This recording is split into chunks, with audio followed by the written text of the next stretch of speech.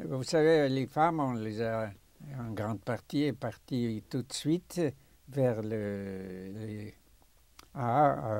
encore à Birkenau.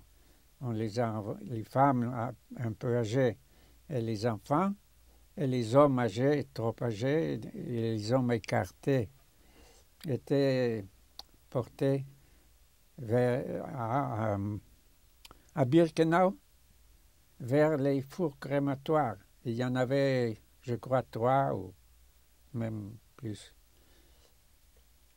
Et là, vous savez, on le sait, plus tard, j'ai eu l'occasion de trouver quelqu'un des prisonniers qui a travaillé là-bas.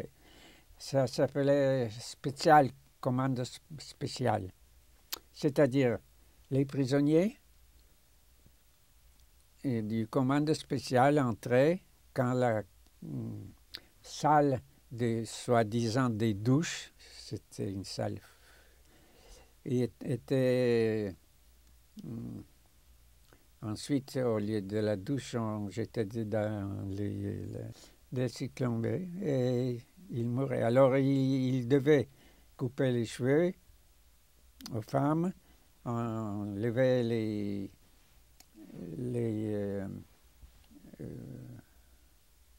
les dents d'or et puis les porter vers les fours crématoires.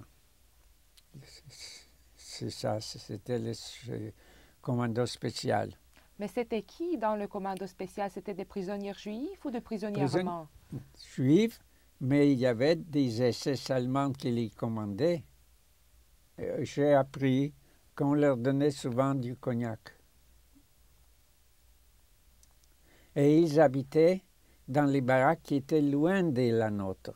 C'était autre chose. Ils étaient à peu près plus près de Birkenau que de Auschwitz. Vous comprenez?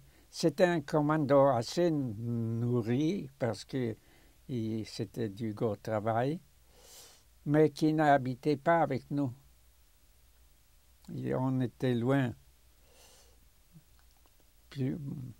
Cet homme-là, je ne me rappelle pas d'où je l'ai connu, qui m'a raconté un peu mieux toutes ces choses-là.